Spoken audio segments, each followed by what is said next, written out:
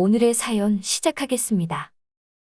제 나이 37에 이제 막 20살 된 와이프 만나 1년 만에 결혼까지 하게 되었습니다. 제가 뭐 내세울 건 없지만 하나 굳이 꼽자면 남들보다 얼마 더 잘 벌던 월급 정도밖에 없었죠.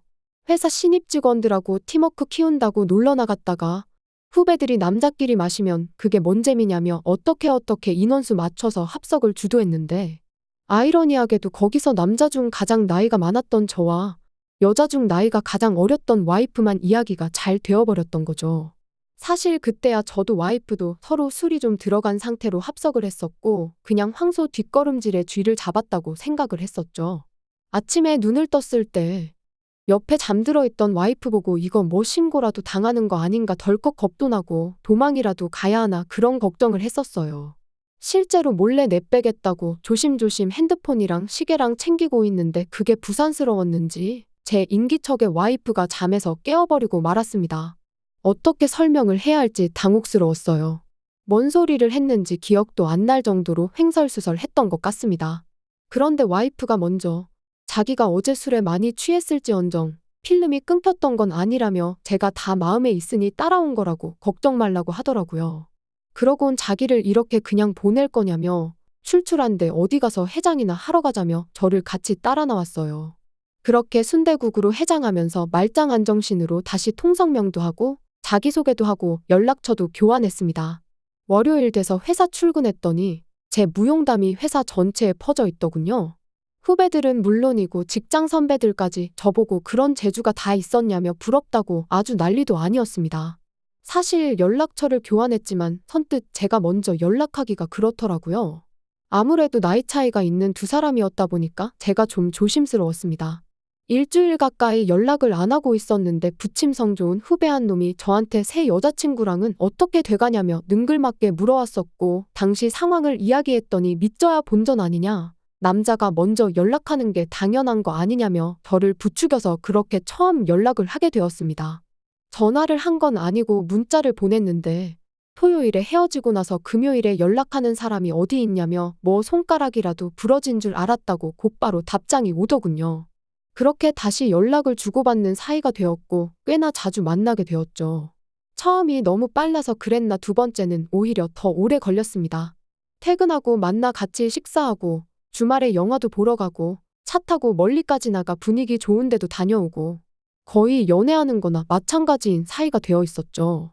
하지만 선뜻 어디서 쉬었다 가자 하는 말을 꺼내기가 너무 어려웠었는데 아내가 자기는 저랑 다르게 한참 때라 올해는 못 참는다며 먼저 저돌적으로 나왔고 그렇게 두 번째 역사를 쓰게 되었습니다. 그리고 그날 이후 얼마 지나지 않아서 결혼 준비를 시작하게 되었습니다. 제 나이 38이었고 와이프는 21살이었어요.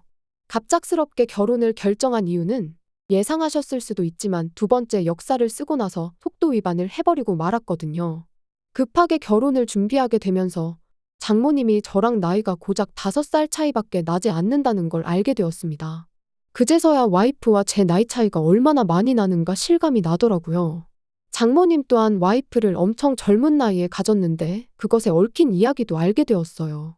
장모님 혼자서 아내를 키워냈다는 사실을 말이죠. 아내는 아버지 얼굴도 모르고 살았다고 하더군요. 워낙 어릴 적에 아버지라는 사람이 처자식 버려놓고 야반도주를 했다고 하니까 말이죠.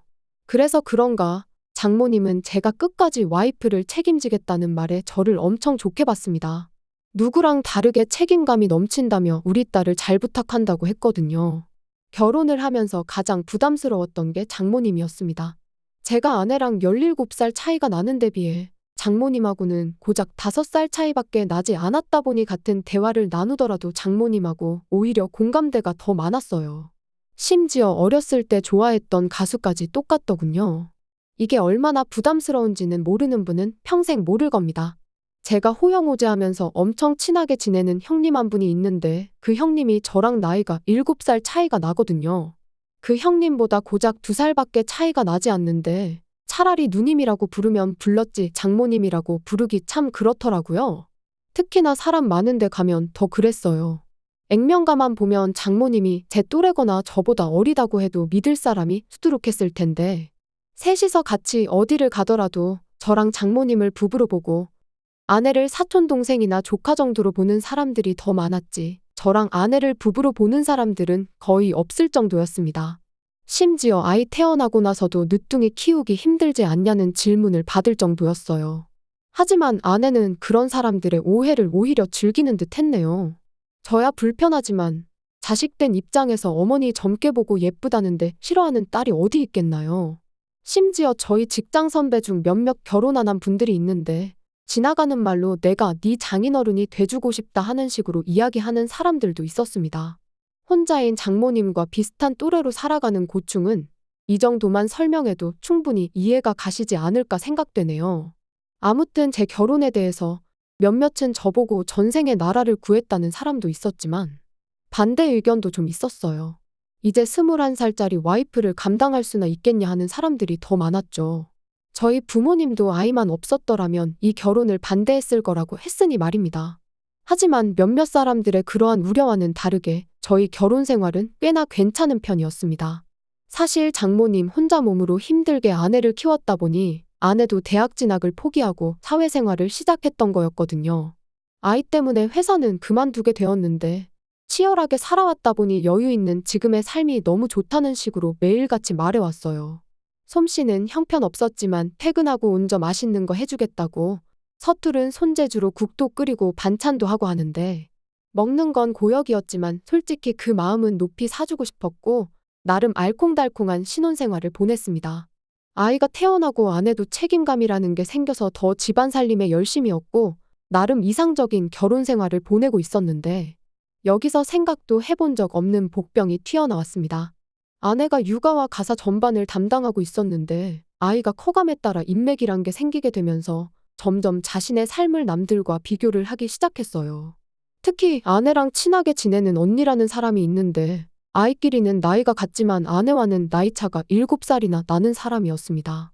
그 언니라는 사람과 친해지고부터 아내가 밖으로 돌기 시작했죠. 아이는 장모님한테 맡겨놓고 어디 다녀오는 게 하루 일과였어요. 그래도 초반에는 제가 퇴근하기 전에는 집에 들어와 있고 그랬는데 언젠가부터 퇴근한 저를 반겨주는 게 아내가 아니라 장모님이 되어 있었습니다. 장모님은 저한테 미안해하면서도 딸의 일이다 보니 제 앞에서는 항상 아내 편을 들어줬었습니다. 장모님이 돈이 워낙에 없었어서 대학교도 포기하고 곧바로 회사 생활을 시작했다. 모처럼 친구가 생겨서 놀러 다니는 거니 이해 좀 해달라 하면서 말이죠. 저도 최대한 아내를 이해해 주려고 노력했고요. 몇 번 술 마시고 12시가 다 돼서 들어온 적도 있었지만 아무 말도 하지 않고 그냥 넘어갔습니다. 장모님이 그래도 집에는 10시 전에 들어오라고 타이르긴 했지만 오히려 그때를 기점으로 아내는 늦게 들어오는 날이면 12시를 넘기는 건 기본이었어요. 제가 퇴근하면 아이를 제가 봐도 그만이었지만 장모님이 일하고 들어온 사람이 애까지 보는 건 가당치도 않은 거라며 항상 아내가 집에 올 때까지 아이를 돌봐주셨습니다.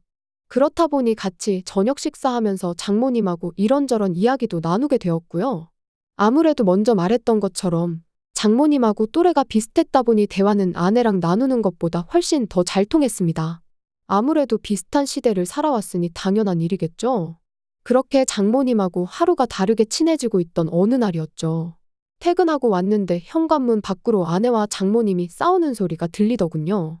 너 지금 제정신이니 어쩌니 하는 소리가 보통 크게 싸우는 게 아닌가 보다 싶어서 후다닥 문 열고 들어갔더니 한참 말다툼을 하던 와중이었던 것 같은데 약속이라도 한 것처럼 두 사람 다 말 한마디 더 하지 않았고요.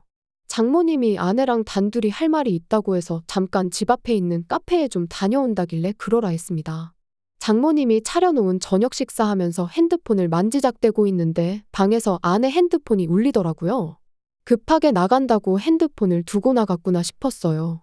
아내가 어련히 부재중 찍힌 거 보고 다시 전화하겠지 하고 무시했는데 전화가 3번 연속으로 계속해서 걸려오더라고요. 어지간히 급한 전화가 싶어서 아내가 핸드폰 두고 나갔으니 나중에 아내한테 전화 걸라고 하겠다 한마디만 해주고 전화를 끊을 생각이었는데 핸드폰에 저장되어 있는 이름 뒤에 하트 모양이 같이 딸려 있더군요. 그때부터 장모님하고 싸우던 게 생각나고 안 좋은 예감이 들기 시작했습니다. 전화를 받으니 전화기에서는 왜 이렇게 전화를 늦게 받냐는 아내 또래 젊은 남자의 목소리가 들려왔고요. 그제서야 아내가 그동안 밖으로 돌면서 뭘 하고 다녔는지 딱 알겠더군요. 장모님도 아마 그 사실을 알아내서는 아내 보고 정신 차리라고 한마디 했었을 테고요. 그 길로 저는 전화기 들고 아내랑 장모님 가 있는 카페로 튀어나갔습니다. 아내한테 전화기 던져주면서 전화 걸려온 사람한테 전화해보라고 했습니다. 아내는 그때부터 눈물을 펑펑 흘리기 시작하더니 자기가 어떻게 된 것 같다며 용서해달라고 싹싹 빌기 시작했고요. 장모님은 사람들 눈 많은데 집으로 다시 자리를 옮기자고 해서 집으로 돌아왔네요.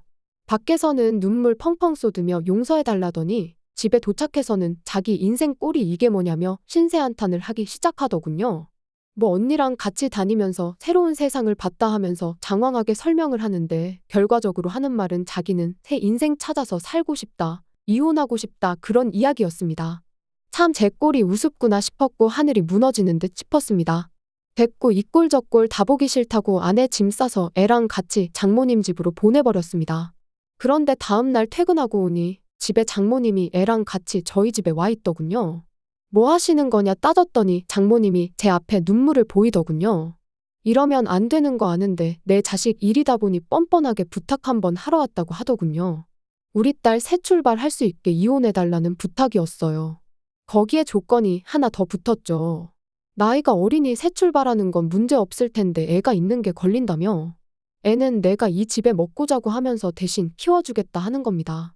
지금 사는 집 팔아서 자기 생활비는 자기가 내겠다고, 그리고 육아는 물론이고 집안일에도 전혀 신경 안 써도 문제없게 장모님이 저랑 같이 살면서 다 해주겠다고 하는 소리였죠. 미친 소리나 다름없는 부탁이었는데 저는 그렇게 하겠다고 대답했습니다. 그때는 장모님 눈물 때문에 마음이 약해져서 그런 줄 알았는데 그게 아니었습니다. 아내가 밖으로 돌기 시작하면서 장모님과 같이 시간 보내면서 저도 어렴풋이 느끼고 있었던 것 같습니다. 17살 차이 나는 아내보다 나이차 얼마 안 나는 장모님과 제가 더 잘 통한다는 사실을 말이지요. 그렇게 지금은 장모님하고 살림 차려서 살고 있습니다. 물론 아직까지 선은 넘지 않았어요. 방도 각방 쓰고 있긴 합니다. 집에도 회사에도 이 사실은 말도 못 꺼내고 있네요. 다만 지금은 아내랑 둘이 살던 때보다 더 행복합니다. 진짜 만났어야 할 사람과 같이 살고 있는 기분이 들거든요. 회사에서 해외 지사 이야기가 나오고 있는데 거기 지원해 보려고 계획 중입니다. 혼인신고나 결혼은 당연히 상상도 못할 이야기겠지만 적어도 다른 사람 눈치 보지 않고 사랑하는 사람과 당당하게 잘 살고 싶은 마음뿐이네요. 또 찾아주셔서 감사합니다. 매일 새롭고 흥미로운 사연으로 찾아뵙겠습니다. 구독과 좋아요 잊지 마시고 다음 사연으로 다시 찾아뵙겠습니다. 감사합니다.